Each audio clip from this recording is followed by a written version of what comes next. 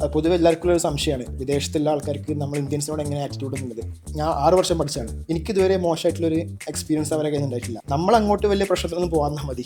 എല്ലാ foreign medical graduation ചെയ്യുന്ന biggest മിസ്റ്റേക്കാണ്. പൊതുവെ നമ്മൾ 6 വർഷം പഠിച്ച് പിന്നെ നാട്ടിലേക്ക് വരുമ്പോൾ നമ്മളെല്ലാവരും കരുതും കുറച്ച് ചില്ല് ചെയ്യുക, ഫസ്റ്റ് എക്സാം വെറുതെ കൊടുത്തു നോക്കാം, എന്നിട്ട് സെക്കൻഡിന് വേണ്ടി നല്ല പ്രിപ്പറേഷൻ ചെയ്യാമെന്ന്. ഇതാണ് ബിഗ്ഗസ്റ്റ് മിസ്റ്റേക്ക്.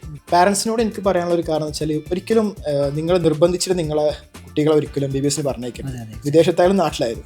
കാരണം ഒരു നിർബന്ധിച്ച് ഉണ്ടാക്കാൻ പറ്റിയൊരു സംഭവമല്ല ഒരു ഡോക്ടർ. ഏതൊരു ഡോക്ടർക്കും ഏതെങ്കിലും സമയത്ത് തോന്നുന്ന കാര്യം അത്. ഇങ്ങനെ തോന്നാത്തൊരു ഡോക്ടർ ലോകത്തുണ്ടാവില്ല.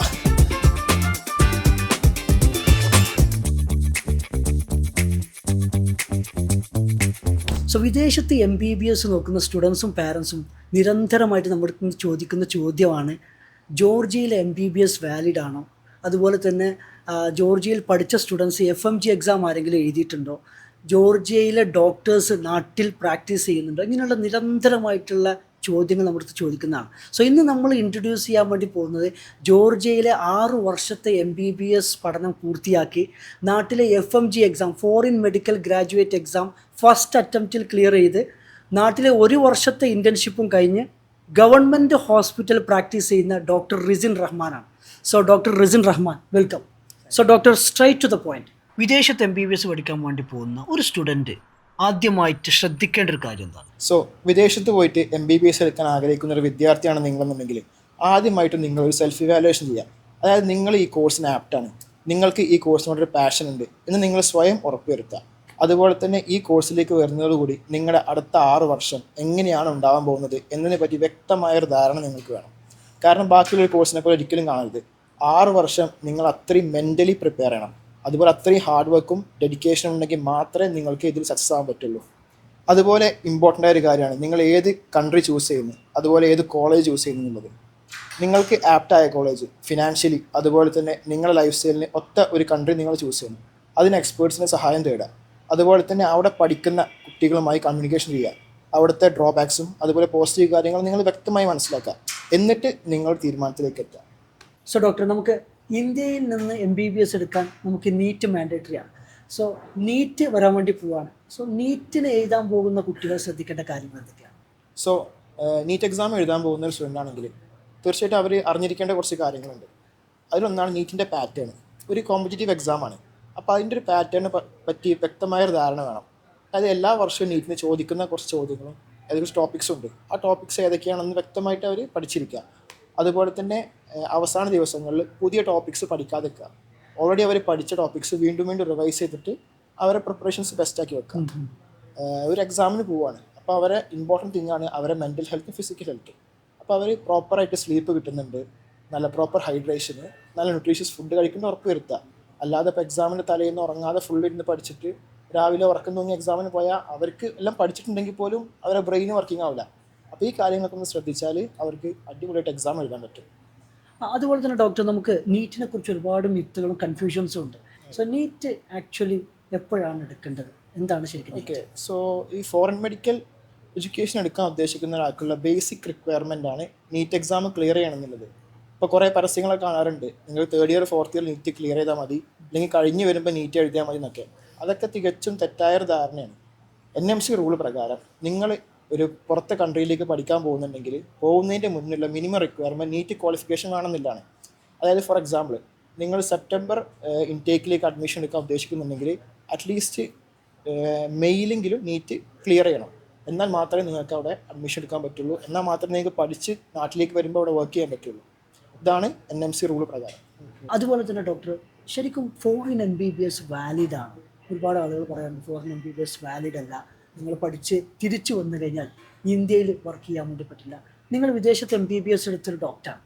ശരിക്കും ഫോറിൻ MBBS വാലിഡ് ആണ്? ഫോറിൻ MBBS വാലിഡ് ആവില്ല. NMC റൂൾസ് ഫോളോ ചെയ്യുന്നില്ല എന്നുണ്ടെങ്കിൽ നാട്ടിൽ വരുമ്പോൾ അവർക്ക് വർക്ക് ചെയ്യാൻ പറ്റില്ല.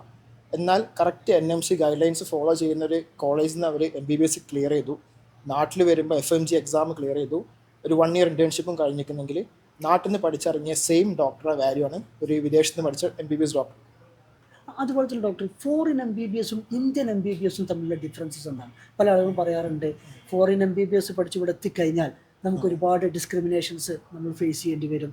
ഒരുപാട് അതുപോലെ തന്നെ ഇന്ത്യൻ ഡോക്ടേഴ്സിനാണ് കുറച്ചുകൂടി മുൻഗണന. ശരിക്കും ആക്ച്വലി ഫോറിൻ MBBS എടുത്തൊരു ഡോക്ടർ എന്ന നിലയ്ക്ക് ശരിക്കും അങ്ങനെ ഒരു മിത്ത് ഉണ്ടോ, അല്ലെങ്കിൽ അങ്ങനെ ഒരു ഡിസ്ക്രിമിനേഷൻ നിലവിലുണ്ടോ? പൊതുവേ എന്നോടും പലരും ചോദിച്ചൊരു ചോദ്യമാണിത്. പുറത്തുനിന്ന് വിദേശത്ത് നിന്ന് പഠിച്ചു വരുമ്പോൾ നമുക്ക് എന്തെങ്കിലും ഡിസ്ക്രിമിനേഷൻ ഉണ്ടോ, നമ്മുടെ നാട്ടിലത്തെ സെയിം ഒരു ഇതാണ് നമുക്ക് കിട്ടുന്നതൊക്കെ. അതിന് സത്യം എന്താ വെച്ചാൽ NMC റൂൾ പ്രകാരം നമ്മൾ പുറത്ത് പോയി പഠിച്ച് വരികയാണെങ്കിൽ FMG എക്സാം ക്ലിയർ ചെയ്യുന്നതോടുകൂടി we are equivalent to MBBS doctor in India. അതിലൊരു വ്യത്യാസമില്ല. ഞാനിപ്പോൾ 2 year ആയിട്ട് വർക്ക് ചെയ്യുന്ന നാട്ടിൽ ഇതുവരെ എനിക്ക് എവിടെ ഒരു ഡിസ്ക്രിമിനേഷൻ അനുഭവപ്പെട്ടിട്ടില്ല.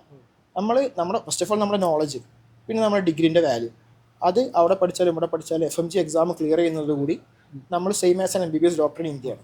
അപ്പോൾ അതിൽ പിന്നെ വേറെ ഡിഫറൻസ് ഒന്നും വരില്ല. അപ്പോൾ നമ്മൾ ഫോറിൻ MBBS എടുക്കുമ്പോൾ നമ്മൾ ശ്രദ്ധിക്കേണ്ട കാര്യങ്ങൾ എന്തൊക്കെയായിരിക്കും? വിദേശത്ത് പോയിട്ട് MBBS എടുക്കാൻ ഉദ്ദേശിക്കുന്നുണ്ടെങ്കിൽ നിങ്ങൾ എന്തായാലും അറിഞ്ഞിരിക്കേണ്ട കുറച്ച് കാര്യങ്ങളുണ്ട്. അതിലൊന്നാണ് നിങ്ങൾ ഏത് കൺട്രി ചൂസ് ചെയ്യാൻ പോകുന്നു, അതുപോലെ ഏത് കോളേജ് നിങ്ങൾ ചൂസ് ചെയ്യാൻ പോകുന്നത്. ഈ 2 കാര്യങ്ങൾ വളരെ ഇമ്പോർട്ടൻ്റ് ആണ്. ഇതിനെപ്പറ്റി നിങ്ങൾ നല്ലൊരു സ്റ്റഡി ചെയ്യുന്ന വേണം. അതായത് നിങ്ങളുടെ ബഡ്ജറ്റിനോടും അല്ലെങ്കിൽ നിങ്ങളുടെ ലിവിങ് സ്റ്റൈലിനോടും അനുയോജ്യമായ ഒരു കൺട്രിയും കോളേജ് നിങ്ങൾ ചൂസ് ചെയ്യാം. അതുപോലെ തന്നെ ഒന്ന് നിങ്ങൾ ഉറപ്പുവരുത്തണം, നിങ്ങൾ പഠിക്കാൻ പോകുന്ന കോളേജ് എല്ലാ NMC റെഗുലേഷൻസും ഫോളോ ചെയ്യുന്നുണ്ട്, എല്ലാ അക്രഡിറ്റേഷൻസും ഉണ്ടെന്ന് ഉറപ്പുവരുത്തുക. ECFMG അതുപോലെ NMC ഗൈഡ്ലൈൻസ് ഫോളോ ചെയ്യുന്നുണ്ട്, WHO അക്രഡിറ്റേഷൻസ് എല്ലാം ഉണ്ടെന്ന കാര്യം നിങ്ങൾ ഉറപ്പുവരുത്തണം. അതുപോലെ തന്നെ ഫോറിൻ MBBS എടുക്കുമ്പോൾ നമ്മൾ ബഡ്ജറ്റ് എങ്ങനെ കാണും? ഒരുപാട് കുട്ടികൾക്കുള്ള കൺഫ്യൂഷൻസ് ആണ്, ഏകദേശം എത്രയാവും ബഡ്ജറ്റ് എന്നുള്ളത്. അത് നമുക്ക് പ്രത്യേകിച്ച് ഒരു കറക്റ്റ് ഒരു ബഡ്ജറ്റ് ഒരിക്കലും പറയാൻ പറ്റില്ല. കാരണം നിങ്ങൾ ചൂസ് ചെയ്യുന്ന കൺട്രി, നിങ്ങളുടെ ലിവിങ് സ്റ്റൈല്, അതുപോലെ ചൂസ് ചെയ്യുന്ന ആ കോളേജിലെ ഫീസ്, ഇതൊക്കെ ഡിപ്പെൻഡ് ചെയ്യും. ഒരു എക്സാമ്പിൾ പറയുകയാണെങ്കിൽ ഇപ്പം ജോർജിയ പോലത്തെ ഒരു കൺട്രിയിൽ നിങ്ങൾ പഠിക്കാൻ ഉദ്ദേശിക്കുന്നുണ്ടെങ്കിൽ ഒരു 45 to 50 lakh ആവും നിങ്ങളുടെ സ്റ്റഡീസ്, ട്യൂഷൻ ഫീ, അതുപോലെ നിങ്ങളുടെ അവിടുത്തെ എക്സ്പെൻസ് എല്ലാം കഴിഞ്ഞിട്ട്. അപ്പോൾ ഈ ഒരു ബഡ്ജറ്റിലേക്ക് വരും. എന്നാൽ നിങ്ങൾക്ക് ഒന്നും കൂടി ബഡ്ജറ്റ് ഫ്രണ്ട്ലി ആയിട്ട് പഠിക്കണം, എന്നാൽ ക്വാളിറ്റി ഓഫ് സ്റ്റഡി ഒരു കോംപ്രമൈസും ഇല്ലാത്ത കുറേ കൺട്രീസ് ഉണ്ട്. ഫോർ എക്സാമ്പിൾ ഉസ്ബെക്കിസ്ഥാനിലൊക്കെ നല്ല ക്വാളിറ്റി ഓഫ് എഡ്യൂക്കേഷൻ ഉണ്ട്, എന്നാൽ അവിടെ ലിവിങ് എക്സ്പെൻസ് കുറച്ച് കുറവായതുകൊണ്ട് നിങ്ങൾക്ക് ടോട്ടൽ എക്സ്പെൻസ് കുറച്ചും ചുരുക്കിയിട്ട് ഒരു 30 lakhs ഫുള്ള് കോഴ്സ് കംപ്ലീറ്റ് ചെയ്ത് നാട്ടിലേക്ക് തിരിച്ചു വരാൻ പറ്റും. അതുപോലെ തന്നെ ജോർജിയയിൽ MBBS 6 വർഷം കംപ്ലീറ്റ് ചെയ്ത ഒരാളാണ് നിങ്ങൾ. ജോർജിയയിലെ അക്കോമഡേഷൻ സ്റ്റൈൽ എങ്ങനെയാണ്? ഓക്കെ, ജോർജിയയിൽ 2 ടൈപ്പ് അക്കോമഡേഷൻ ഉണ്ട്. ഒന്ന് നിങ്ങൾക്ക് എല്ലായിടത്തും പോലെ ഹോസ്റ്റൽസ് അവൈലബിൾ ആണ്. ഗേൾസിന് സെപ്പറേറ്റ് ഹോസ്റ്റൽസ് ഉണ്ട്, ബോയ്സിനും ഉണ്ട്. ഇല്ല എന്നുണ്ടെങ്കിൽ ഓപ്ഷനും നിങ്ങൾക്ക് അവിടെ അപ്പാർട്ട്മെൻറ്റ്സ് കിട്ടും. ഫോർ എക്സാമ്പിൾ 2 BHK അപ്പാർട്ട്മെൻറ്റിൽ ഒരു 3-4 സ്റ്റുഡൻസ് ഒരുമിച്ച് നിൽക്കാം. എനിക്ക് തോന്നുന്നു അതാണെന്നൂടി ബെറ്റർ ഫോർ സ്റ്റുഡൻസ്. കാരണം ഞാനൊക്കെ അങ്ങനെ നിന്നത്. അതാകുമ്പോൾ നമുക്ക് കുക്ക് ചെയ്യണമെങ്കിൽ കുക്ക് ചെയ്യാം, നമുക്ക് നമ്മുടെ ടൈമിൽ തന്നെ കോളേജിലേക്ക് കറക്റ്റ് പോവാം. ഒന്നുകൂടി ബെറ്റർ അതായിരിക്കും അപ്പാർട്ട്മെൻറ്റ്സ് എടുത്ത് താമസിക്കാനുണ്ട്. ഓക്കെ, അതുപോലെ തന്നെ 6 വർഷം ജോർജിയയിൽ പഠിച്ച ഒരാളാണ്. ജോർജിയയിലെ സേഫ്റ്റിയുടെ കാര്യങ്ങൾ എന്തൊക്കെയാണ്? ഓക്കെ, പൊതുവേ ജോർജിയയിൽ എന്നെ സംബന്ധിച്ചിടത്തോളം എനിക്കൊരു ബാഡ് എക്സ്പീരിയൻസോ അല്ലെങ്കിൽ നെഗറ്റീവ് എക്സ്പീരിയൻസ് ഇതുവരെ ഉണ്ടായിട്ടില്ല. നമ്മൾ ഏത് സമയത്താണെങ്കിലും നമ്മൾ കോളേജ് ഇപ്പോൾ ചില സമയത്ത് നൈറ്റ് ക്ലാസ് ഉണ്ടാവാറുണ്ട്, രാത്രി 10 മണി വരെ ക്ലാസ് ഉണ്ട്. അപ്പോൾ ആ സമയത്ത് പോലും നമ്മൾ പുറത്തിറങ്ങി നടന്നാലും ഒരു കുഴപ്പങ്ങളും നമുക്ക് ഒരു പ്രശ്നമില്ല. അതുപോലെ തന്നെ ജോർജിയൻസിന് ഇന്ത്യൻസിനോട് അല്ലെങ്കിൽ ഇൻ്റർനാഷണൽ സ്റ്റുഡൻസിനോടുള്ള ആറ്റിറ്റ്യൂഡ് എന്താണ്? പൊതുവെ എല്ലാവർക്കും ഒരു സംശയമാണ് വിദേശത്തുള്ള ആൾക്കാർക്ക് നമ്മൾ ഇന്ത്യൻസിനോട് എങ്ങനെ ആറ്റിറ്റ്യൂഡ് എന്നുള്ളത്. അത് ഒരു എക്സാമ്പിൾ പറയുകയാണെങ്കിൽ ഇപ്പോൾ ഞാൻ 6 വർഷം പഠിച്ചാണ്, എനിക്കിതുവരെ മോശമായിട്ടുള്ളൊരു എക്സ്പീരിയൻസ് അവരെ കയ്യിൽ ഉണ്ടായിട്ടില്ല. അവർ പൊതുവെ അവരെ കാര്യം നോക്കിയിട്ട് ഇങ്ങനെ ജീവിച്ചു പോകുന്ന ആൾക്കാരാണ്. നമ്മൾ അങ്ങോട്ട് വലിയ പ്രശ്നത്തിനൊന്നും പോകാന്നാൽ മതി. പിന്നെ പൊതുവെ നമ്മൾ ഒരാളോട് എങ്ങനെ പെരുമാറുന്നോ അതുപോലെയാണ് അവരിങ്ങോട്ടും പെരുമാറുക, അത്രേ ഉള്ളൂ. അതുപോലെ തന്നെ വിദേശത്ത് MBBS പഠിക്കുന്ന ഒരുപാട് കുട്ടികൾ, അല്ലെങ്കിൽ വിദേശത്ത് MBBS പഠിക്കാൻ പോകുന്ന കുട്ടികളും പാരൻസും ചോദിക്കുന്നതാണ്, കടാവർ അവിടെ അവൈലബിൾ അല്ലല്ലോ. ഒരുപാട് രാജ്യങ്ങൾ കടാവർ അവൈലബിൾ, ഇന്ത്യയിലാണെങ്കിൽ കടാവർ ഉണ്ടല്ലോ. സോ അവിടെ ജോർജിയയിൽ നമുക്ക് എല്ലാവർക്കും അറിയാം മാനിക്വിൻസ് ആണ്. സോ കടാവറും മാനിക്വിൻസും തമ്മിലുള്ള ഡിഫറൻസസ് എന്തൊക്കെയാണ്? ശരിക്കും ഹ്യൂജ് ഡിഫറൻസസ് ഉണ്ടോ? എന്താണ് അതിൻ്റെ യാഥാർത്ഥ്യം? പൊതുവെ അബ്രോഡ് MBBS ചെയ്യുന്ന പൊതുവെ എല്ലാ കൺട്രീസിലും കടാവർ അവൈലബിൾ അല്ല, സത്യാവസ്ഥ തന്നെയാണത്. എന്നിരുന്നാൽ പോലും എൻ്റെ ഒരു എക്സ്പീരിയൻസിൽ നമുക്ക് ഈ മാനിക്വിൻസ് എന്ന് പറയുമ്പം പെർഫെക്റ്റ് ഒരു ഹ്യൂമൻ ബോഡിൻ്റെ അതേ ഇതിലേക്ക് കിട്ടുക. മാത്രമല്ല ഇപ്പം ഹാർട്ട് സൗണ്ട്സ്, ലങ് സൗണ്ട്സ്, അതുപോലെ നമുക്ക് പ്രൊസീജിയർ ചെയ്യാൻ വേണ്ടിയുള്ള അതിനൊക്കെ എല്ലാം ഹൈലി എക്യുപ്ഡ് മെറ്റീരിയൽസ് കിട്ടുക. അപ്പോൾ അതിൽ പഠിക്കാവുന്നൊരു സിമ്പിളാണ് ആക്ച്വലി. എന്നിരുന്നാൽ പോലും ഒരു റിയൽ കടാവറിൽ ചെയ്യുന്ന ഡിഫറൻസ് ഉണ്ട്. പക്ഷെ ആ ഒരു വ്യത്യാസം നമുക്ക് നാട്ടിൽ വരുന്ന സമയത്ത്, നമുക്ക് ഇന്റേൺഷിപ്പ് ചെയ്യുന്ന സമയത്ത് നമുക്ക് പോസ്റ്റ്മോർട്ടം മുതലെല്ലാം കിട്ടുന്നുണ്ട്. നമുക്ക് അവിടെ മിസ്സായി പോകുന്ന എല്ലാം നമുക്ക് നാട്ടിൽ തിരിച്ചു വരുമ്പം ആ ഇന്റേൺഷിപ്പോട് കൂടി കവർ ചെയ്യും. അതെ അതെ. Okay okay. അപ്പോൾ ഈ മാനിക്വിൻസിൽ നമ്മൾ എക്സ്പെരിമെൻ്റ് നടത്തുന്ന സമയത്ത് നമുക്ക് വരുന്ന ചലഞ്ചസ് എന്തൊക്കെയാണ്? ആക്യുറേറ്റ് ആവില്ല, അങ്ങനെ എന്തെങ്കിലും? ശരിക്കും മാനിക്വിൻസിലാണ് ഒന്നുകൂടി പഠിക്കാൻ സിമ്പിൾ. കാരണം ഒരു കടാവർ, ഇപ്പോൾ നാട്ടിലൊക്കെ ഒരു കടാവറിന് ഇത്രയും സ്റ്റുഡൻസിന് ഒരു കടാവറേ കിട്ടുള്ളൂ. അപ്പം ഹാൻഡ്സ് ഓൺ ട്രെയിനിങ് കിട്ടാൻ വളരെ ബുദ്ധിമുട്ടാണ്. കുറേ പേർക്ക് കണ്ടു നിൽക്കാനേ പറ്റുള്ളൂ. അപ്പോൾ അതായത് മാനിക്വൻസിൽ പഠിക്കുകയാണെങ്കിൽ അവർക്കൊന്നും കൂടി കറക്റ്റ്, ഫോർ എക്സാമ്പിൾ ഈ ഹാർട്ട് സൗണ്ട്സ്, ലങ് സൗണ്ട്സ് ഇതെല്ലാം കിട്ടുന്ന ഹൈലി മോഡേൺ മാനിക്വൻസ് അപ്പോൾ അവൈലബിൾ ആയതില്ലത്. അപ്പോൾ അതിൽ പഠിക്കാവുന്നൊരു സിമ്പിളാണ്. നേരെ മറിച്ച് കടാവറിലാവുമ്പം നമുക്ക് അത്ര സ്പെസിഫിക് ആയിട്ട്, ഇപ്പോൾ ഫോർ എക്സാമ്പിൾ ഒരു ബ്ലഡ് വെസൽ അതൊക്കെ ഭയങ്കര ഡാമേജ് ആയിട്ടും ചിലപ്പോൾ ഉണ്ടാവുക കടാവറിൽ. അപ്പോൾ നമുക്ക് കറക്റ്റ് ക്ലിയർ ആയിട്ട് പഠിക്കാൻ പറ്റിക്കോണമെന്നില്ല. നമുക്ക് ബേസിക് പഠിക്കാൻ ഏറ്റവും സിമ്പിൾ എനിക്ക് തോന്നുന്നത് മാനിക്വൻസിലാണ്. പിന്നെ പറഞ്ഞ മാതിരി നമുക്ക് റിയൽ ലൈഫ് എക്സ്പീരിയൻസ് എന്തായാലും വേണം. അതിനു വേണ്ടി നമുക്ക് ആ മിസ്സാകുന്ന പോർഷന് നാട്ടിൽ നമുക്ക് ഇന്റേൺഷിപ്പ് സമയത്ത് കിട്ടുന്നുണ്ട്. അപ്പോൾ എനിക്ക് പേഴ്സണലി ആ ഒരു കടാവർ കിട്ടാത്തൊരു പ്രശ്നം എനിക്ക് തോന്നിയിട്ടില്ല, ആ ലാബ്സ് വന്നിട്ടില്ല. അല്ലേ? അതുപോലെ തന്നെ വിദേശത്ത് MBBS എടുക്കുന്ന കുട്ടികൾ അല്ലെങ്കിൽ എടുക്കാൻ പോകുന്ന കുട്ടികൾ അവരുടെ ലൈസൻസിങ് എക്സാം സ്റ്റാർട്ട് ചെയ്യേണ്ട ഒരു സമയം ശരിക്കും എപ്പോഴാണ്? ഓക്കെ, FMGക്ക് വേണ്ടി preparations the more earlier you start the more better. പൊതുവെ എല്ലാ ഫോറിൻ മെഡിക്കൽ ഗ്രാജുവേഷൻ ചെയ്യുന്ന ബിഗ്ഗസ്റ്റ് മിസ്റ്റേക്കാണ് അവർ കോഴ്സ് കഴിഞ്ഞ് നാട്ടിലേക്ക് വരുമ്പോൾ ഫസ്റ്റ് എഴുതാൻ പോകുന്ന FMG എക്സാമിന് പ്രിപ്പയർ ചെയ്യില്ല.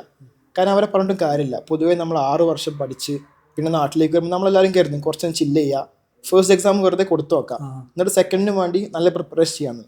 ഇതാണ് ബിഗ്ഗസ്റ്റ് മിസ്റ്റേക്ക്. ഒരു എക്സാം ക്ലിയർ ചെയ്യാൻ അവർക്ക് ഏറ്റവും ചാൻസ് കൂടുതൽ ഫസ്റ്റ് അറ്റംപ്റ്റിലാണ്. കാരണം അവർ 6 ഇയേഴ്സ് പഠിച്ച് വരികയാണ്. അപ്പോൾ അവർക്ക് അത്രയും നോളജ് അവരുടെ തലയിലുണ്ട്. മാത്രമല്ല അവർക്ക് ടെൻഷനും പ്രഷറും ഇല്ലാതെ എഴുതാം. നേരെ മറിച്ച് ഫസ്റ്റ് അറ്റംപ്റ്റ് അവൾ മിസ് ചെയ്ത് പിന്നെ സെക്കൻഡിന് വേണ്ടി പഠിക്കുന്ന സമയത്ത് നമുക്ക് എന്തായാലും നല്ല പ്രഷറായിരിക്കും. കാരണം ഇത് പാസ്സാവാൻ നിർബന്ധമാണ്. അപ്പം അത്രയും പ്രഷറിലും ടെൻഷനിലും എഴുതുമ്പം മിസ്റ്റേക്സ് വരുത്താനുള്ള ചാൻസ് കൂടുതലാണ്. അപ്പോൾ പാസ്സാവാനുള്ള ചാൻസ് കുറഞ്ഞു വരും. അപ്പം ഏറ്റവും ബെറ്റർ ഫസ്റ്റ് അറ്റംപ്റ്റിന് നിങ്ങൾ ബെസ്റ്റ് കൊടുക്കുക. ഫസ്റ്റ് അറ്റംപ്റ്റിനെ കിട്ടും എന്ന് വിചാരിച്ചിട്ട് എക്സാം എഴുതാൻ പോവുക. തീർച്ചയായിട്ടും നല്ലൊരു പോയിന്റാണത്. കാര്യം എന്നാലും ഏറ്റവും വേസ്റ്റ് കേസ് എപ്പോൾ സ്റ്റാർട്ട് ചെയ്യാം? അത് 3rd ഇയറിൽ സ്റ്റാർട്ട് ചെയ്യുക അല്ലെങ്കിൽ 6th സെമസ്റ്റർ? അത് ഡിപ്പെൻസ്, ഓരോ സ്റ്റുഡൻസിനും ഓരോ കേപ്പബിലിറ്റിയാണ്. എല്ലാവർക്കും ഒരേ മെമ്മറി പവറും ഒരേ ഗ്രാസ്പിംഗ് സ്കില്ലും ആവണമെന്നില്ല. എന്നിരുന്നാൽ പോലും ഒരു 4th ഇയർ മുതൽ നിങ്ങൾ പ്രിപ്പറേഷൻ സ്റ്റാർട്ട് ചെയ്യുകയാണെങ്കിൽ നിങ്ങൾക്ക് ഒരു സ്ട്രെസ്സും ഇല്ലാണ്ട് സുഖമായിട്ട് നിങ്ങളുടെ കോഴ്സിൻ്റെ കൂടെ തന്നെ FMGക്ക് പ്രിപ്പറേഷനും കൊണ്ടുപോകാം. 6th ഇയർ കഴിഞ്ഞ് നാട്ടിലേക്ക് വരുമ്പം ഡയറക്റ്റ് നിങ്ങൾക്ക് പോയിട്ട് എക്സാം എഴുതാം. സോ ഒരു 4th ഇയർ മുതലെങ്കിലും നിങ്ങൾ സ്റ്റാർട്ട് ചെയ്യണം. ഓക്കെ. അതുപോലെ തന്നെ വിദേശത്ത് MBBS എടുക്കുമ്പോൾ ലാംഗ്വേജ് ബാരിയർ നല്ലോണം പറയാറുണ്ട്. അങ്ങനെ ആക്ച്വലി നമ്മൾ ജോർജിയയിൽ പഠിച്ച സമയത്ത് അങ്ങനെ എന്തെങ്കിലും ബുദ്ധിമുട്ട് നിങ്ങൾ നേരിട്ടിരുന്നു? പൊതുവെ ഇപ്പം ജോർജിയയിലൊക്കെ അവരുടെ ലോക്കൽ ലാംഗ്വേജ് ജോർജിയനാണ്. എന്നിരുന്നാൽ പോലും കരിക്കുലം, അതായത് ടീച്ചിങ് ഇംഗ്ലീഷാണ്. ടീച്ചേഴ്സ് എല്ലാവരും, ഡോക്ടേഴ്സ് എല്ലാവരും ഇംഗ്ലീഷ് സംസാരിക്കും. നമ്മളെ ബുക്സും എല്ലാം ഇംഗ്ലീഷ് തന്നെയാണ്. നമുക്ക് അവിടെ പഠിക്കാൻ നമുക്ക് ലാംഗ്വേജ് അറിയണമെന്നില്ല. പിന്നെ പൊതുവേ നമുക്കിപ്പം പുറത്ത് പോയിട്ട് സംസാരിക്കാൻ അങ്ങനെയൊക്കെ ലോക്കൽ ലാംഗ്വേജ് ജസ്റ്റ് അറിഞ്ഞാൽ മതി. അത് നമ്മളെന്തായാലും അത്രയും വർഷം നിൽക്കുമ്പോൾ പഠിക്കും. നമ്മളെ MBBS സ്റ്റഡീസിന് അവിടുത്തെ ലോക്കൽ ലാംഗ്വേജിൻ്റെ ആവശ്യമില്ല, ഇംഗ്ലീഷ് അറിഞ്ഞാൽ മതി. സ്റ്റുഡൻസിന് അവിടെ ക്ലിനിക്കൽ സ്റ്റാർട്ട് ചെയ്യുന്ന സമയത്ത്, അതായത് വിദേശത്ത് MBBS എടുക്കുമ്പോൾ, അതായത് ജോർജിയയിൽ MBBS എടുക്കുമ്പോൾ അവർക്ക് ക്ലിനിക്കൽ സ്റ്റാർട്ട് ചെയ്യുന്ന സമയത്ത് ഒബ്വിയസ്ലി ലോക്കൽസിനുമായിട്ട് കമ്മ്യൂണിക്കേറ്റ് ചെയ്യേണ്ടി വരും. സോ അത് എങ്ങനെയാണ് ശരിക്കും കുട്ടികൾ അത് ഓവർകം ചെയ്യുന്നത്? പൊതുവേ ഇപ്പോഴത്തെ ഒരു കാലത്ത് ഒരുവിധം ലോക്കൽസ്, ഇപ്പോഴത്തെ സ്റ്റുഡൻസ് എല്ലാവരും ഇംഗ്ലീഷ് സംസാരിക്കും. പണ്ട് ഇപ്പം ഞാനൊക്കെ 6 ഇയേഴ്സ് മുന്നേ പഠിച്ച സമയത്ത് പിന്നെയും കുറച്ചൊരു ബുദ്ധിമുട്ടുണ്ട്. കാരണം ലോക്കൽസ് ആ സമയത്ത് ലോക്കൽസ് കുറേ ജോർജിയൻ ലാംഗ്വേജ് മാത്രം സംസാരിക്കുള്ളായിരുന്നു. പക്ഷെ ഇപ്പോൾ പൊതുവേ എല്ലാവർക്കും ഇംഗ്ലീഷ് അറിയാം, ബേസിക്കായിട്ട് ഇംഗ്ലീഷ് അറിയാം. സോ കമ്മ്യൂണിക്കേഷൻ വലിയ പ്രോബ്ലംസ് ഇല്ല. മാത്രമല്ല നമ്മുടെ കൂടെ ഉള്ള ഡോക്ടേഴ്സും ലെക്ചേഴ്സും എല്ലാവരും നല്ല ഉഷാറായിട്ട് ഇംഗ്ലീഷ് സംസാരിക്കും. സോ അവരെ നമുക്ക് എക്സ്പ്ലെയിൻ ചെയ്ത് തരും. ഇപ്പോൾ പേഷ്യൻസ് അവരുടെ ലോക്കൽ ലാംഗ്വേജ് സംസാരിക്കുകയാണെങ്കിൽ പോലും നമ്മുടെ ഡോക്ടേഴ്സ് കറക്റ്റ് എക്സ്പ്ലെയിൻ ചെയ്ത് തരും. ഇങ്ങനെയൊക്കെയാണ് കാര്യങ്ങൾ, ഇതൊക്കെയാണ് ചോദിച്ചത്. അപ്പോൾ നമുക്ക് ഇംഗ്ലീഷിൻ്റെ കാര്യങ്ങൾ മനസ്സിലാക്കിയെടുക്കാം. അതുപോലെ തന്നെ എല്ലാ യൂണിവേഴ്സിറ്റികളിലും 2 സെമസ്റ്ററെങ്കിലും ജോർജിയൻ ലാംഗ്വേജിൻ്റെ എക്സാമും ക്ലാസ്സുകളും ഉണ്ട്. അപ്പോൾ അത് പഠിക്കുമ്പോൾ നമുക്ക് ബേസിക്കായിട്ട് അറിഞ്ഞിരിക്കേണ്ട കാര്യങ്ങളൊക്കെ നമ്മൾ അതിൽ കവർ ചെയ്യും. ഓക്കെ, അതായത് ഏകദേശം ഈ ഒരു ക്ലിനിക്കൽ സ്റ്റാർട്ട് ചെയ്യുമ്പോൾ തന്നെ അവരുടെ ലാംഗ്വേജും കൂടി കൂടെ അവർ പഠിപ്പിക്കുന്നുണ്ടെന്നുള്ളത്. അതായത് അവരുടെ ക്ലിനിക്കൽ സ്റ്റാർട്ട് ചെയ്യുന്ന സമയത്ത്, സ്റ്റുഡൻസിൻ്റെ ക്ലിനിക്കൽ സ്റ്റാർട്ട് ചെയ്യുന്ന സമയത്ത് അവർക്ക് ലാംഗ്വേജ് ബാരിയർ ഇല്ലാതിരിക്കാൻ വേണ്ടിയിട്ട് യൂണിവേഴ്സിറ്റികൾ തന്നെ അവരുടെ ലാംഗ്വേജ് പഠിപ്പിക്കുന്നുണ്ടെന്നുള്ളതാണ്. അതുപോലെ തന്നെ വിദേശത്ത് പഠിക്കുന്ന കുട്ടികൾ, വിദേശത്ത് ഫോറിൻ MBBS എടുക്കുന്ന കുട്ടികൾ അവർ ലൈസൻസിങ് എക്സാമിൽ വരുന്ന ചലഞ്ചസ്, ഉദാഹരണം പറയാം, FMG എക്സാം എഴുതാൻ പോകുന്ന സമയത്ത് അവർ നേരിടുന്ന ചലഞ്ചസുകൾ എന്തൊക്കെയാണ്? പൊതുവേ FMGs ചെയ്യുന്ന ഒരു മിസ്റ്റേക്ക് അല്ലെങ്കിൽ അവരനുഭവിക്കുന്ന ഒരു ബുദ്ധിമുട്ടാണ് ഈ FMG എക്സാം ക്ലിയറായി പോകുന്നില്ല, നല്ല ബുദ്ധിമുട്ടാണ്, കുറേ അറ്റംപ്റ്റ്സിലേക്ക് പോകുന്നു എന്നുള്ളത്. അതിന് ഞാൻ പറഞ്ഞ പോലെ തന്നെ മെയിനായിട്ടുള്ള കാരണം ഏർലി പ്രിപ്പറേഷൻസ് കുറവാണ്. നമ്മൾ കോഴ്സ് കഴിഞ്ഞിട്ട് ആണ് FMG എക്സാമിനെ പറ്റി ആലോചിക്കുന്നതും അതിന് പ്രിപ്പറേഷൻ സ്റ്റാർട്ട് ചെയ്യുന്നതും. നേരെ മറിച്ച് നിങ്ങളൊരു 4th ഇയർ മുതലൊക്കെ പ്രിപ്പറേഷൻ സ്റ്റാർട്ട് ചെയ്യുകയാണെങ്കിൽ നിങ്ങളുടെ അവിടുത്തെ ക്ലാസ്സുകളും അതിൻ്റെ കൂടെ പോകും. അതുപോലെ തന്നെ ഈ FMG എക്സാമിനുള്ള പഠിത്തവും അതിൻ്റെ കൂടെ തന്നെ പോകും. അങ്ങനെ ആകുമ്പോൾ നിങ്ങൾക്ക് 6 ഇയേഴ്സ് കഴിഞ്ഞ് നാട്ടിലേക്ക് വരുമ്പോൾ ഫസ്റ്റ് അറ്റംപ്റ്റ് തന്നെ എക്സാം ക്ലിയർ ചെയ്യാൻ പറ്റും. അതുപോലെ തന്നെ FMGs ചെയ്യുന്ന വലിയൊരു മിസ്റ്റേക്ക് എന്താണ് ശരിക്കും പല ആളുകളും പറയാറുണ്ട് ഈ FMG ചെയ്യുന്ന സമയത്ത് ഞാൻ ഇന്ന മിസ്റ്റേക്ക് ചെയ്തു, അല്ലെങ്കിൽ ഈ കാര്യം ചെയ്തു, ഇതും കൂടി ശ്രദ്ധിക്കണമായിരുന്നു, പല കുട്ടികളും പറയുന്നത് കേട്ടിട്ടുണ്ട്. സോ ഒരിക്കലും നമുക്ക് FMG എക്സാം എഴുതാൻ പോകുന്ന കുട്ടികൾ ചെയ്യുന്ന മിസ്റ്റേക്ക് എന്തൊക്കെയാണ് കോമൺലി? ഫസ്റ്റ് ഓഫ് ഓൾ ഞാൻ മനസ്സിലാക്കിയത്, നിങ്ങൾ ബാക്കിയുള്ളവരെ ഒന്നും കേൾക്കരുത്. ബാക്കിയുള്ളവർ പറയുന്നതും ചിലപ്പോൾ നമ്മൾ എക്സാമിന് പഠിക്കുന്ന സമയത്താവും 2, 3, 4 പ്രാവശ്യം എക്സാം എഴുതിയിട്ട് കിട്ടുന്നില്ല എന്നൊക്കെ പറഞ്ഞ ആൾക്കാർ കുറേ ഞാൻ കണ്ടിട്ടുണ്ട്. അപ്പോൾ അത് കാണുമ്പോൾ നമുക്കാകെ ഡീമോട്ടിവേറ്റ് ആവും. കാരണം ചിലപ്പോൾ അവർക്ക് നമ്മളെക്കാൾ നോളജ് ഉണ്ടാവും. അപ്പോൾ നമ്മൾ കരുതും അവർക്ക് ഇത്രയും നോളജ് ഉണ്ടായിട്ട് പോലും 2, 3, 4 പ്രാവശ്യം എഴുതിക്കൊണ്ടിരിക്കുകയാണ്, ഇപ്പം നമുക്കിത് പാസ്സാവില്ല എന്നൊക്കെ കരുതും. കാരണം FMG എക്സാം ഇല്ലാതെ നമുക്ക് നമ്മുടെ ഡിഗ്രിയുടെ വാല്യൂ അല്ല. അപ്പം പൊതുവേ ആൾക്കാരുടെ അഭിപ്രായങ്ങളൊക്കെ മാറ്റി വെക്കുക. നിങ്ങൾക്ക് നിങ്ങളെ ഒരു കോൺഫിഡൻസ്, സ്വന്തമായിട്ടൊരു കോൺഫിഡൻസ് വേണം. നിങ്ങൾക്കിത് ക്ലിയർ ചെയ്യാം. ആൻഡ് അതിന് വേണ്ടി പ്രിപ്പറേഷൻ സ്റ്റാർട്ട് ചെയ്യാം. ഇപ്പോൾ കുറേ അവൈലബിൾ ആണ്, പ്രിപ്പറേഷന് വേണ്ടിയുള്ള കുറേ മെറ്റീരിയൽസ് അവൈലബിൾ ആണ്. എന്ത് മെറ്റീരിയൽസ് എടുത്താലും നിങ്ങൾ 100% കൊടുക്കുക, സമയമെടുത്ത് പഠിക്കുക, ഒരു സെൽഫ് കോൺഫിഡൻസ് എപ്പോഴും വേണം. എന്നാൽ നിങ്ങൾക്ക് ക്ലിയറായി സുഖമായിട്ട് പാസ്സായിട്ട് പോകാൻ പറ്റും. അതുപോലെ തന്നെ വിദേശത്ത് MBBS എടുക്കാൻ പോകുന്ന കുട്ടികൾ അല്ലെങ്കിൽ അവരുടെ രക്ഷിതാക്കൾ കുറച്ചും കൂടി കോൺഷ്യസ് ആവേണ്ട കാര്യങ്ങൾ എന്തൊക്കെയാണ്? ഒരു അഡ്വൈസ് പോലെ പറയാൻ വേണ്ടി പറ്റും. പാരൻസിനോട് എനിക്ക് പറയാനുള്ള ഒരു കാരണം എന്ന് വെച്ചാൽ, ഒരിക്കലും നിങ്ങൾ നിർബന്ധിച്ചിട്ട് നിങ്ങളെ കുട്ടികളെ ഒരിക്കലും MBBSന് പറഞ്ഞേക്കരുത്, അതെ അതെ വിദേശത്തായാലും നാട്ടിലായാലും. കാരണം ഒരു നിർബന്ധിച്ച് ഉണ്ടാക്കാൻ പറ്റിയൊരു സംഭവമല്ല ഒരു ഡോക്ടർ. അത് അവർക്ക് തോന്നണം, അവർക്കൊരു താല്പര്യം വേണം, അവർ പാഷനേറ്റ് ആണ്, അവർക്ക് ഈ ഒരു ജോബിനോട് പാഷൻ ഉണ്ട്. കാരണം മറ്റുള്ളൊരു ജോബ് പോലെ ഒരിക്കലും ഇത് കാണരുത്. മാത്രമല്ല, ഇപ്പം ഫോർ എക്സാമ്പിൾ എഞ്ചിനീയർ ആണ്, വേറെ എന്തെങ്കിലും ഒരു ജോബ് എടുത്തിട്ടുണ്ടെങ്കിൽ നമുക്ക് പിന്നെ തിരിച്ച് വേറെ പല ജോബുകളും ചെയ്യാൻ പറ്റും. നേരെ മറിച്ച് ഒരു MBBS എടുത്തു കഴിഞ്ഞാൽ നമുക്ക് പിന്നെ തിരിച്ച് വേറൊരു ജോബിലേക്കും പോകാൻ പറ്റില്ല. പിന്നെ നിങ്ങളുടെ ലൈഫ് ഇതാണ്. അപ്പോൾ അത് കറക്റ്റ് അറിഞ്ഞിട്ട് വേണം ഈ ഒരു ജേർണിയിൽ സ്റ്റാർട്ട് ചെയ്യാൻ. അപ്പോൾ പാരൻസും ഒന്ന് സംസാരിക്കും കുട്ടികളായിട്ട്, അവർക്ക് ഇതിനോട് താല്പര്യമുണ്ടോ. കാരണം പൊതുവേ നാട്ടിലൊക്കെ ഉണ്ട്, എൻ്റെ മക്കൾ ഡോക്ടറാണ് അല്ലെങ്കിൽ മക്കൾ ഡോക്ടറാണ് പഠിക്കുകയാണെന്ന് പറയാൻ ആ ഒരു സ്റ്റാറ്റസിന് വേണ്ടി മക്കളെ MBBSലേക്ക് പറഞ്ഞേക്കുന്ന കുറേ ആൾക്കാരെ ഞാൻ കണ്ടിട്ടുണ്ട്. കുറേ സ്റ്റുഡൻസ് എന്നോട് പറഞ്ഞിട്ടുണ്ട് താല്പര്യമില്ലായിരുന്നു, പക്ഷെ പാരൻസ് നിർബന്ധിച്ചിട്ട് പോയി. അങ്ങനെ പ്രശ്നം എന്ന് വെച്ചാൽ ഇവർ ഇത് നല്ലോണം പഠിക്കാണ്ട് അത്യാവശ്യം നല്ല ഹാർഡ് വർക്ക് ചെയ്യണം. അപ്പോൾ ഏതെങ്കിലും ഒരു എക്സാം ഫെയിലാകുന്ന സമയത്ത് ഇവർ ബ്ലെയിം ചെയ്യുക അവരുടെ പാരൻസിനെയാണ്. കാരണം ഇപ്പം ഞാനൊക്കെ MBBS സ്വയം താല്പര്യപ്രകാരം എടുത്താണ്. അപ്പോൾ എക്സാമൊക്കെ എന്തെങ്കിലും പ്രശ്നം വരുമ്പോൾ എനിക്ക് ആരും ബ്ലെയിം ചെയ്യാൻ പറ്റില്ല, ഞാൻ തന്നെ കഷ്ടപ്പെട്ട് പാസ്സാവും. കാരണം ഞാൻ അടുത്ത ഡിസിഷനാണ്, ആരും ബ്ലെയിം ചെയ്യാൻ പറ്റില്ല. FMG എക്സാം ആണെങ്കിലും ഇത് പാസ്സായാലും നിർബന്ധമാണ് എനിക്ക്, കാരണം ഞാനായിട്ട് ചൂസ് ചെയ്തതാണ്. അപ്പോൾ അങ്ങനെ വരുമ്പോൾ നമ്മൾ ക്ലിയർ ആക്കും, പാസ്സാവും. നേരെ മറിച്ച് മറ്റുള്ളവരെ കണ്ടുപോയി അല്ലെങ്കിൽ ഫ്രണ്ട്സിനെ കണ്ടുപോയി പാരൻസ് നിർബന്ധിച്ച് പറഞ്ഞയച്ചു, അങ്ങനെയൊക്കെ ഉണ്ടാകുമ്പം നമ്മൾ എവിടെയെങ്കിലും ഒരു ഫെയിലർ വരുമ്പോൾ നമ്മൾ അവരെ ബ്ലെയിം ചെയ്യും, നമ്മളതിൽ സക്സസ് ആവുന്ന റേറ്റ് വളരെ കുറഞ്ഞു വരും. വിദേശത്ത് MBBS എടുക്കുമ്പോൾ നമുക്കറിയാം 6 വർഷത്തെ ജേണി ഉണ്ട്.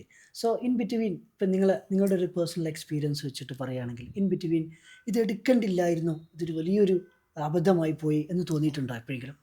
ഏതൊരു ഡോക്ടർക്കും ഏതെങ്കിലും സമയത്ത് തോന്നുന്ന കാര്യം അത്. ഇങ്ങനെ തോന്നാത്തൊരു ഡോക്ടർ ലോകത്തുണ്ടാവില്ല, അതൊരു സത്യമാണ്. കാരണം 6 വർഷം നല്ല മെനക്കെട്ട് പഠിക്കാണ്ട് നല്ല ഹാർഡ് വർക്ക് ചെയ്യാണ്ട് ഒരിക്കലും സിമ്പിൾ അല്ല. നമുക്ക് എപ്പോഴും നമ്മൾ എൻജോയ് ചെയ്ത് വർക്ക് ചെയ്യാനും എൻജോയ് ചെയ്ത് പഠിക്കാനേ കഴിയില്ല. മാത്രമല്ല ഇത് പഠിക്കുന്ന സമയത്തും ഒക്കെ, മാത്രമല്ല നമ്മൾ വർക്ക് ചെയ്യുന്ന സമയത്തും നമ്മുടെ കൂടെയുള്ള ഫ്രണ്ട്സ്, നമ്മൾ 6 years ആണ് ഈ കോഴ്സിന് വേണ്ടി കൊടുക്കുന്നത്. 3 years കഴിയുമ്പോൾ നമ്മുടെ ഫ്രണ്ട്സ് വേറെ കോഴ്സ് കഴിഞ്ഞ് വർക്ക് സ്റ്റാർട്ട് ചെയ്തിട്ടുണ്ടാവും, അവര് ഫാമിലി ഉണ്ടാവും, ട്രിപ്പ് പോകുന്ന കാണാം, അങ്ങനെ പലതും നമ്മൾ കാണും. ഈ കാണുമ്പോഴൊക്കെ നമ്മൾ പഠിച്ചുകൊണ്ടിരിക്കും. അപ്പോഴൊക്കെ നമുക്ക് ചിലപ്പോൾ റിഗ്രറ്റ് ഒക്കെ അടിക്കും.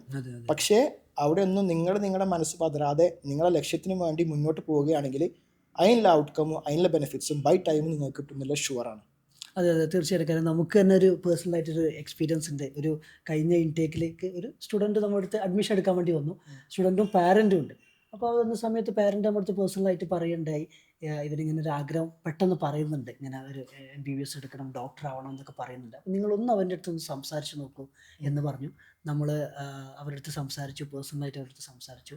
അപ്പോൾ നമുക്ക് മനസ്സിലായ ഒരു കാര്യം എന്താ വെച്ചാൽ, അവനേതോ അവൻ്റെ ഒരു ഫ്രണ്ടിൻ്റെ ഒരു സ്റ്റാറ്റസ് കണ്ടിട്ട്, അതായത് ഒരു വൈറ്റ് കോട്ടൊക്കെ ഇട്ട് നിൽക്കുന്ന ഒരു സ്റ്റാറ്റസ് കണ്ടിട്ടാണ് അദ്ദേഹത്തിന് ഒരു 2 മാസമായിട്ടുള്ള ഈ ഒരു ആഗ്രഹം തുടങ്ങിയിട്ട്. അപ്പോൾ അതിൻ്റെ ജേണി പറഞ്ഞു കൊടുത്തു, അതിൻ്റെ ഡിഫിക്കൽട്ടീസ്, ആ ഒരു ജേണിയിൽ വരാൻ പോകുന്ന, അവൻ ഫേസ് ചെയ്യാൻ പോകുന്ന കാര്യങ്ങളെല്ലാം പറഞ്ഞു കൊടുത്തപ്പോൾ ആള് ഒരു മണിക്കൂർ കൊണ്ട് അയാളുടെ തീരുമാനം മാറ്റി, എനിക്ക് വേറെ ഒരു കോഴ്സ് എടുത്തത്. ഇപ്പോഴും ആ പേരൻ്റ് നമ്മളെ വിളിച്ച് പറയാറുണ്ട്, വളരെ താങ്ക്സ് കേട്ടോ. കാര്യം അത് എങ്ങാനും അയാൾ അന്ന് MBBS എടുത്തിരുന്നെങ്കിൽ അത് അത്ര വലിയൊരു അബദ്ധമായി പോയി. കാര്യം നമുക്ക് തന്നെ അറിയാം, ചില ആളുകൾ ഇതേപോലെ റോങ് കോഴ്സ് എടുത്തിട്ട് MBBS എടുത്തിട്ട് വിദേശത്ത് വരികയും പിന്നീട് 1 or 2 ഇൻടേക്ക് കഴിഞ്ഞിട്ടാണ് that moment they realise that this course is absolutely not fit for me. So ആ ഒരു സമയത്ത് അവർക്ക് ഒരിക്കലും, കാരണം അത്രയും പാരൻസ് ആയിക്കോട്ടെ, അവരുടെ കുടുംബക്കാരായിക്കോട്ടെ, നാട്ടുകാരായിക്കോട്ടെ, അത്രയും ആഘോഷം കൊണ്ടായിരിക്കും ഇയാളെ വിദേശത്തേക്ക് കയറ്റി വിടുന്നത്. വലിയൊരു കാരണം ഫാമിലിക്ക് വലിയൊരു പ്രൗഡ് മൂമെൻ്റ് ആണ് ഇയാളൊരു MBBS ആകാൻ പോകുന്നത്. നമുക്ക് തന്നെ അറിയാം, MBBS ആകാൻ പോകാന്ന് പറയുമ്പോൾ തന്നെ അവരൊരു ഡോക്ടറായിട്ടാണ് അയാൾ കാണുന്നത്, ആ സമൂഹം ആളെ കാണുന്നത്. ഈവൻ ഫസ്റ്റ് സെമസ്റ്റർ പോലും കഴിഞ്ഞിട്ടുണ്ടാവില്ല, അപ്പോൾ വരെ അവർക്ക് പ്രിസ്ക്രിപ്ഷൻ റിപ്പോർട്ട്സുകളൊക്കെ അയച്ചു കൊടുക്കുന്ന ഇത് വളരെ കാണാറുണ്ട് നമ്മൾ. സോ അങ്ങനെയുള്ള ഒരു മൊമെന്റ്സിൽ നമുക്ക് ഒരിക്കലും ആ ഒരു MBBS എടുത്തു കഴിഞ്ഞാൽ പിന്നെ there is no going back, തിരിച്ചു ഒരു പോക്ക് എന്നുള്ളതില്ല. ഇതിലേക്ക് ഇറങ്ങിക്കഴിഞ്ഞാൽ കംപ്ലീറ്റ് ചെയ്യുന്നില്ല, നിർബന്ധമാണ്. അപ്പം ഇപ്പം ഫോർ എക്സാമ്പിൾ നിങ്ങളുടെ തന്നെ കൗൺസിലിങ്ങിനെ കണ്ടിട്ടുണ്ട്, തുറന്ന് പറഞ്ഞിട്ടുണ്ട് ഈ കാര്യം. അതായത് നിങ്ങൾ ഇതിന് ഫിറ്റ് ആണെങ്കിൽ മാത്രമേ ഈ കോഴ്സ് എടുക്കുക. നല്ല കാര്യമാണ്. കാരണം ആരും ഒരിക്കലും നമ്മൾ എന്താ പറയാ MBBS എടുക്കണം നിങ്ങൾ അമിതമായി മോട്ടിവേറ്റ് ചെയ്തിട്ട് ഇതിലേക്ക് കൊണ്ടുപോയി ചാടിക്കരുത്. അവർക്ക് സ്വയം തോന്നണം അവർ ആപ്റ്റാണ്, അവരിതിന് ഡെഡിക്കേഷനും പ്രിപ്പറേഷനും വേണ്ടി തയ്യാറാണ്. കാരണം 6 years ഒരിക്കലും ചെറിയ സമയമല്ല എന്ന് മാത്രമല്ല, 6 years നമ്മൾ വിദേശത്താണ് പഠിക്കാൻ പോകുന്നത്. നമ്മളെ ഫാമിലി വീട് എല്ലാം വിട്ടിട്ട് പോവാണ്. അപ്പൊ അതിനൊക്കെ നമ്മൾ മെന്റലി പ്രിപ്പയർഡ് ആണെന്ന് ഉറപ്പ് വരുത്തണം. അല്ലാണ്ട് ഒരിക്കലും മറ്റൊരാളുടെ സ്റ്റാറ്റസും കുറെ സ്റ്റാറ്റസ് ഒക്കെ കാണാം, കഫേയില് ബുക്കൊക്കെ വെച്ചിട്ട് കോഫി ഒക്കെ വെച്ചിട്ട്. അപ്പൊ ആ സ്റ്റാറ്റസ് ഒക്കെ 5 സെക്കൻഡേ മാത്രമേ ഉള്ളൂ.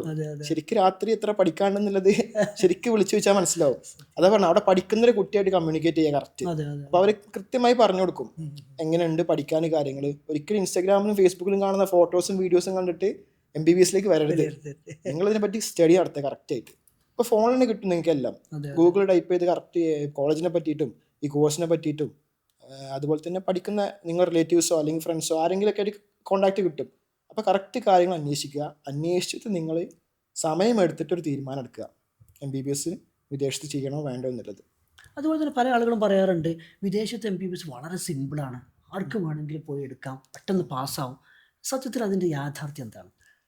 വിദേശത്ത് മേ ബി നിങ്ങൾ നീറ്റ് ക്വാളിഫൈ ആയി കഴിഞ്ഞാൽ അഡ്മിഷനൊക്കെ പെട്ടെന്ന് കിട്ടുന്നുണ്ടാവും. അതായത് അഡ്മിഷൻ പ്രൊസീജിയറൊക്കെ നമ്മൾ നാട്ടിലത്തെ പോലെ ആവില്ല. നമുക്കവിടെ സീറ്റ് ഉണ്ടെങ്കിൽ അവൈലബിൾ ആണെങ്കിൽ നമ്മൾ അതിൻ്റെ പേയ്മെൻ്റ് ഒക്കെ ചെയ്താൽ നമുക്ക് കിട്ടും. എന്നിരുന്നാൽ പോലും അവിടെ പോയിട്ട് പഠിക്കുന്നത് നമ്മൾ മാത്രമാണ്. 6 വർഷം 19 സബ്ജക്ട്സ് ഉണ്ട്. ഈ 19 സബ്ജക്ട്സും പഠിച്ചിട്ട് നാട്ടിലേക്ക് വരണം. നാട്ടിൽ വന്നിട്ട് FMG എക്സാം ക്ലിയർ ചെയ്യണം. 1 year ഇന്റേൺഷിപ്പ് ഗവൺമെൻറ് ഹോസ്പിറ്റലിൽ ചെയ്യണം. ഈ പ്രൊസീജിയറിലൂടെയൊക്കെ കടന്നു പോകണം. അപ്പോൾ ഒരിക്കലും ഇത് സിമ്പിളാണെന്ന് പറയാൻ പറ്റില്ല. നാട്ടിൽ പഠിക്കുന്ന ഒരു ഡോക്ടർ പഠിക്കേണ്ട അതേ വിഷയങ്ങളാണ് അവിടെയും പഠിക്കുന്നത്. മാത്രമല്ല അതിൻ്റെ കൂടെ നമ്മൾ വിദേശത്തൊരു കൺട്രി നിൽക്കുകയാണ്, അതിൻ്റെ ഗുണങ്ങളും ദോഷങ്ങളും ഉണ്ട്. അത് വീട് വിട്ട് നിൽക്കണം എന്നൊക്കെ ഉണ്ട്. പക്ഷെ നേരെ മറിച്ച് പോസിറ്റീവ്സ് കുറേ ഉണ്ട് കേട്ടോ. ഇപ്പം എനിക്ക് കിട്ടിയ കുറേ പോസിറ്റീവ്സ്, ഫോർ എക്സാമ്പിൾ നമുക്കൊരു ഇന്റർനാഷണൽ എക്സ്പോഷറിന് കിട്ടും. കുറേ ആൾക്കാർ കമ്മ്യൂണിക്കേറ്റ് ചെയ്യുമ്പോൾ നമ്മൾ ലാംഗ്വേജ് മുതൽ നമ്മൾ ലിവിങ് മുതൽ ഒക്കെ ഡെവലപ്പ് ആവുകയുള്ളൂ. അങ്ങനെ പോസിറ്റീവായിട്ടുള്ള കുറേ കാര്യങ്ങളുണ്ട്.